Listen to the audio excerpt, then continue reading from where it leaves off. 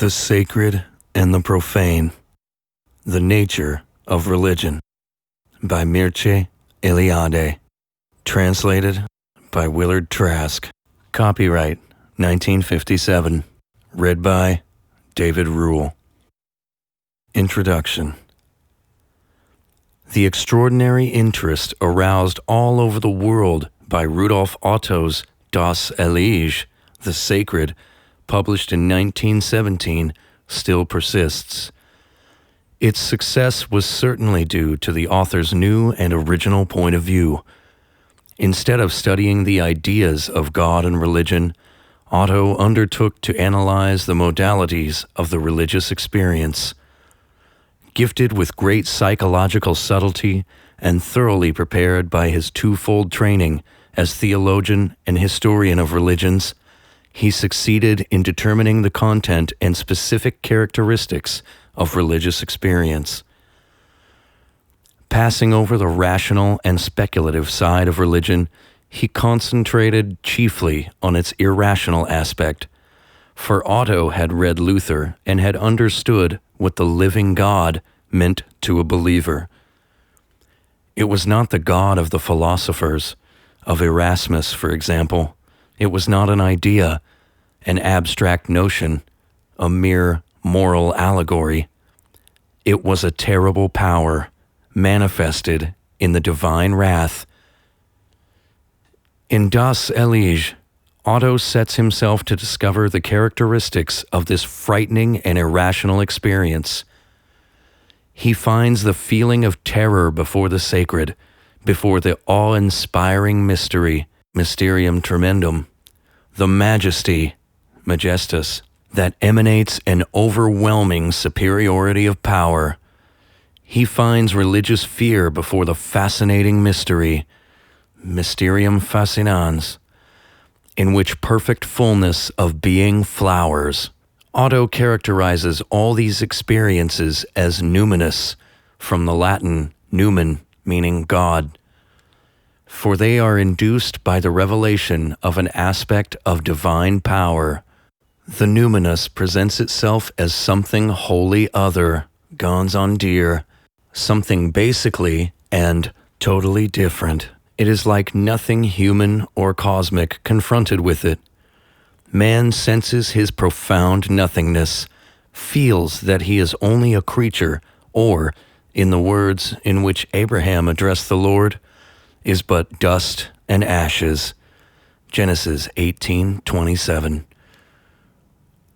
The sacred always manifests itself in a reality of a wholly different order from natural realities. It is true that language naively expresses the tremendum, or the majestus, or the mysterium fascinans, by terms borrowed from the world of nature or from man's secular mental life. But we know that this analogical terminology is due precisely to human inability to express the ganz anders. All that goes beyond man's natural experience, language is reduced to suggesting by terms taken from that experience. After 40 years, Otto's analyses have not lost their value. Listeners of this book will profit by listening and reflecting on them, but in the following chapters, we adopt a different perspective. We propose to present the phenomenon of the sacred in all its complexity, and not only insofar as it is irrational. What will concern us is not the relationship between the rational and non-rational elements of religion, but the sacred in its entirety. The first possible definition of the sacred is that it is the opposite of the profane. The aim of the following audio is to illustrate and define this opposition between sacred and profane. When the sacred manifests itself. Man becomes aware of the sacred because it manifests itself, shows itself as something wholly different from the profane. To designate the act of manifestation of the sacred, we have proposed the term hierophany. It is a fitting term because it does not imply anything further. It expresses no more than is implicit in its etymological content, i.e., that something sacred shows itself to us.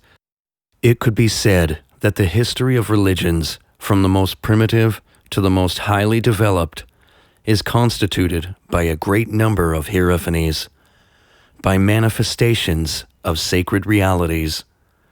From the most elementary hierophany, example, manifestation of the sacred in some ordinary object, a stone or a tree, to the supreme hierophany, which, for a Christian, is the incarnation of God in Jesus Christ.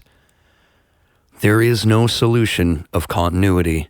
In each case, we are confronted by the same mysterious act, the manifestation of something of a wholly different order, a reality that does not belong to our world, in objects that are an integral part of our natural, profane world. The modern Occidental experiences a certain uneasiness before many manifestations of the sacred. He finds it difficult to accept the fact that, for many human beings, the sacred can be manifested in stones or trees, for example. But as we shall soon see, what is involved is not a veneration of the stone in itself, a cult of the tree in itself. The sacred tree, the sacred stone, are not adored as stone or tree. They are worshipped precisely because they are hierophanies, because they show something that is no longer stone or tree, but the sacred, the ganz andere. It is impossible to overemphasize the paradox represented by every hierophany, even the most elementary. By manifesting the sacred, any object becomes something else, yet it continues to remain itself, for it continues to participate in its surrounding cosmic milieu. A sacred stone remains a stone, apparently, or more precisely from the profane point of view. Nothing distinguishes it from all other stones. But for those to whom a stone reveals itself as sacred, its immediate reality is transmuted into a supernatural reality. In other words, for those who have a religious experience, all nature is capable of revealing itself as cosmic sacrality. The cosmos in its entirety can become a hierophany.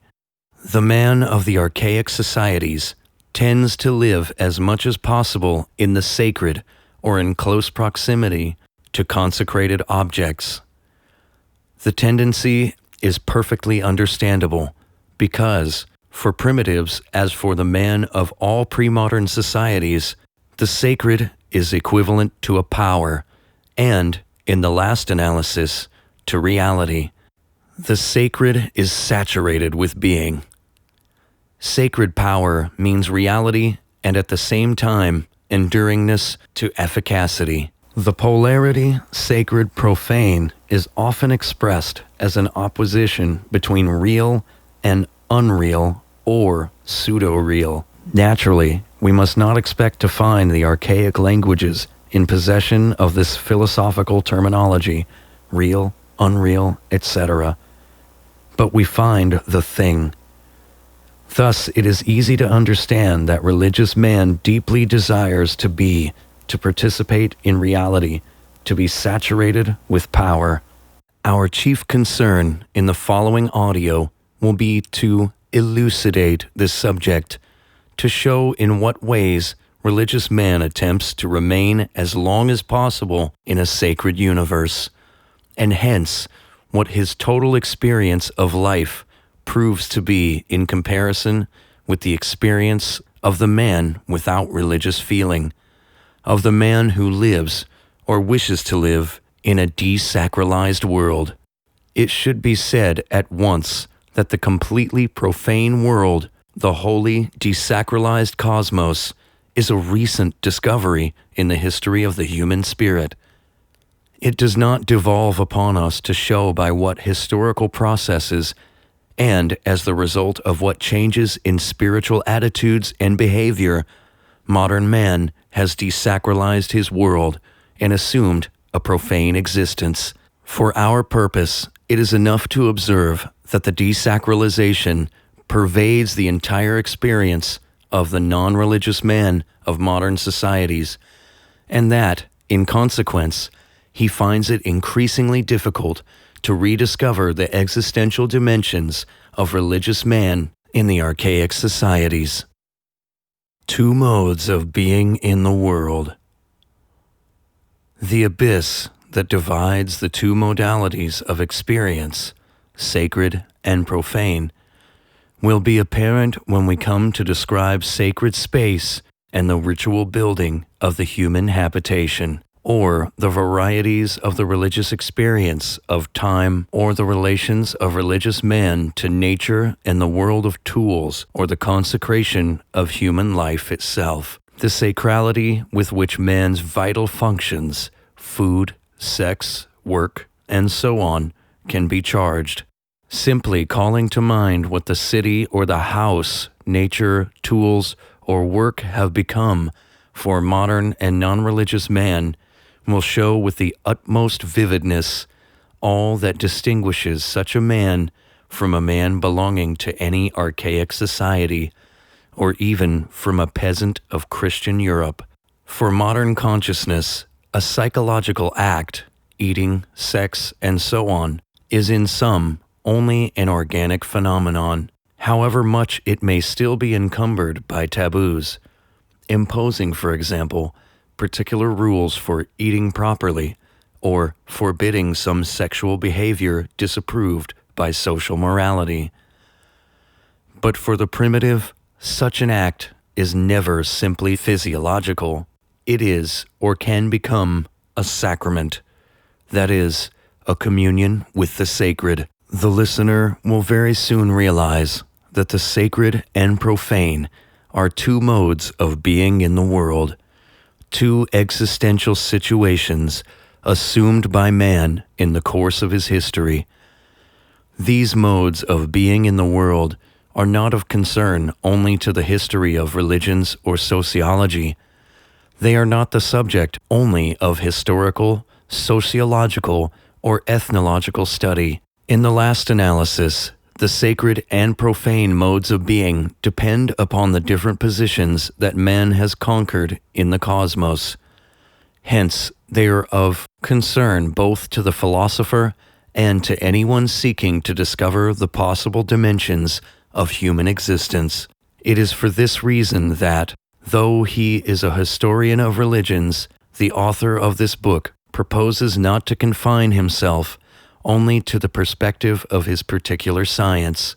The man of the traditional societies is admittedly a homo religiosus, but his behavior forms part of the general behavior of mankind, and hence is of concern to philosophical anthropology, to phenomenology, and to psychology. The better to bring out the specific characteristics of life in a world capable of becoming sacred, I shall not hesitate to cite examples from many religions belonging to different periods and cultures. Nothing can take the place of the example, the concrete fact. It would be useless to discuss the structure of sacred space without showing, by particular examples, how much a space is constructed and why it becomes qualitatively different from the profane space by which it is surrounded. I shall select such examples from among the Mesopotamians, the Indians, the Chinese, the Kwakiutl, and other primitive peoples. From the historico-cultural point of view, such a juxtaposition of religious data pertaining to peoples so far removed in time and space is not without some danger. For there is always the risk of falling back into the errors of the 19th century and, particularly, of believing with Taylor or Fraser that the reaction of the human mind to natural phenomena is uniform. But the progress accomplished in cultural ethnology and in the history of religions has shown that this is not always true, that man's reactions to nature are often conditioned by his culture and hence, finally, by history. But the important thing for our purpose is to bring out the specific characteristics of the religious experience, rather than to show its numerous variations and the differences caused by history. It is somewhat as if, in order to obtain a better grasp of the poetic phenomenon, we should have recourse to a mass of heterogeneous examples, and, side by side with Homer and Dante, quote, Hindu, Chinese, and Mexican poems. That is, should take into consideration not only poetics possessing a historical common denominator, Homer, Virgil, and Dante, but also creations that are dependent upon other aesthetics. From the point of view of literary history, such juxtapositions are to be viewed with suspicion, but they are valid if our subject is to describe the poetic phenomenon as such. If we propose to show the essential difference between poetic language and the utilitarian language of everyday life, the sacred and history, our primary concern is to present the specific dimensions of religious experience, to bring out the differences between it and profane experience of the world. I shall not dwell on the variations that religious experience of the world has undergone in the course of time. It is obvious, for example, that the symbolisms and cults of Mother Earth, of human and agricultural fertility, of the sacrality of woman, and the like, could not develop and constitute a complex religious system except through the discovery of agriculture. It is equally obvious that a pre-agricultural society devoted to hunting could not feel the sacrality of Mother Earth in the same way or with the same intensity. Hence, there are differences in religious experience explained by differences in economy, culture, and social organization, in short, by history. Nevertheless, between the nomadic hunters and the sedentary cultivators, there is a similarity in behavior that seems to us infinitely more important than their differences. Both live in a sacralized cosmos. Both share in a cosmic sacrality manifested equally in the animal world and in the vegetable world. We need only compare their existential situations with that of a man of the modern societies, living in a desacralized cosmos, and we shall immediately be aware of all that separates him from them. At the same time, we realize the validity of comparisons between religious facts pertaining to different cultures. All these facts arise from a single type of behavior, that of homo religiosus.